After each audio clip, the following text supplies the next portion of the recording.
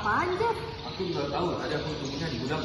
Hah? Udah, ngapain kamu keluarin barang ini? Nggak tahu, bagus saja di sana. Atau kita nanya kakek aja, atau dia tahu. Nah, mulai, yuk.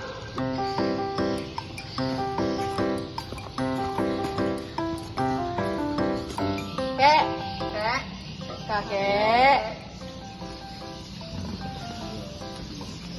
Ada apa, nak? Ini kek, Tadi kita ke gudang ketemu ini, kek. Oh, itu. apaan tuh kek? Kok senyum-senyum sendiri? Ini surat-surat lama. Dulu kakek suka simpan gini-ginian.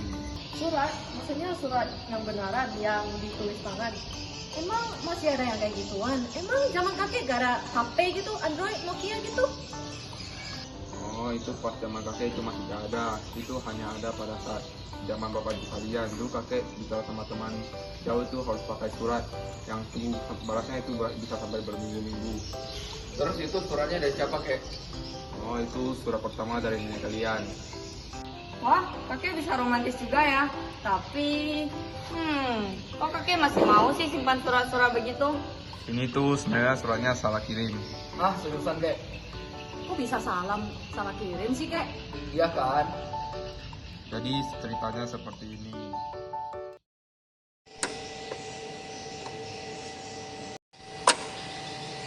Nah, waktu itu kakek lagi di rumah. Kira-kira sih jam habis makan siang menjelang sore. Tapi ya namanya juga udah puluhan tahun yang lalu. Kakek juga lupa pastinya kapan. Nah, saat itu kakek lagi bantuin papa kakek ngerjain sesuatu. Disuruh ngangkatin kaleng bekas pakai alat manual semacam tuas besi buat bekas. Dulu belum ada mesin daur ulang kayak sekarang, jadi semua masih dikerjain tangan. Tiba-tiba aja dari luar rumah ada suara manggil-manggil. Lah itu siapa yang manggil kek? Penagih utang kali ya? Sabar, nak, dengerin dulu ini. Ya maaf kek, kan penasaran. Ya udah lanjut lagi dong kek. Itu siapa yang datang? Oke, kita lanjut lagi ya.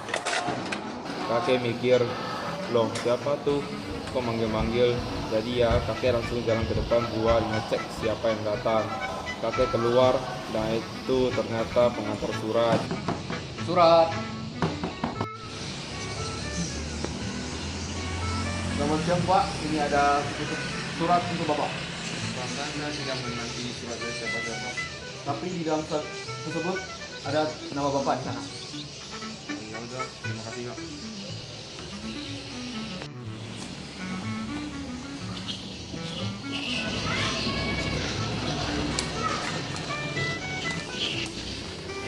Stop, kami kira aku ini gak ngerti apa-apa.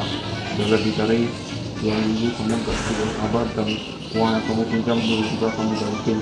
Katanya cuma sebentar, tapi sekarang kamu mengajukan ke angin.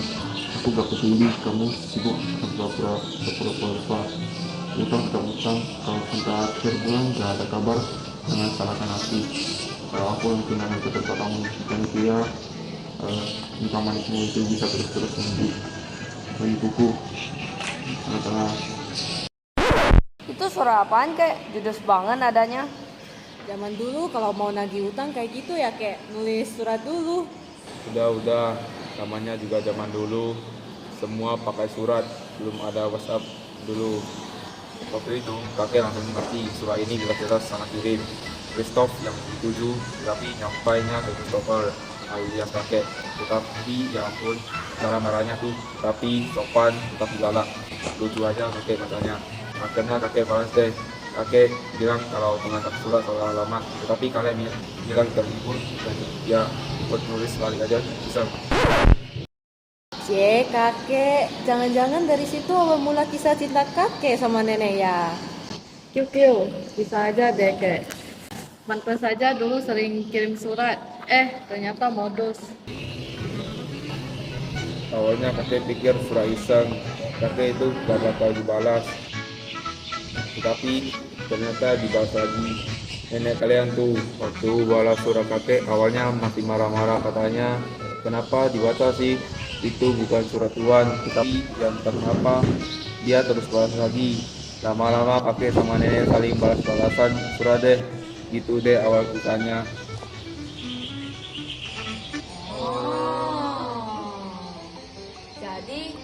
kakek sama nenek saling kirim surat terus ya? Romantis sekali. Ya, awal ceritanya seperti itu. Tapi setelah setahun, nenek katanya sudah punya telepon pintar. Nah, dan kakek belum punya waktu itu. Jadi kakek sering ke kantor pos buat telepon. Lo kok harus ke kantor pos sekarang sih coba buat telepon? Iyalah, kan nenek tinggalnya jauh, bukan satu kota. Oh iya juga ya. Hahaha. Nah, jadi zaman dulu itu gak semudah sekarang. Nah, jadi dulu itu kan kita komunikasi itu juga harus ada usaha. Kita harus jalan kaki, antri, dan waktunya juga terbatas. Terus akhirnya kakek juga punya HP juga dong. Ya nak, jadi setelah kakek antar nenek ke sini, kakek juga beli HP. Tapi HP zaman dulu itu hanya bisa buat telepon dan juga kirim SMS. Ah, masa gak tahu sih, Jeff? HP yang katanya Seko Batu itu loh. Aduh, Jeffrey mah taunya game doang. Benar, sekali internet langsung pankrong.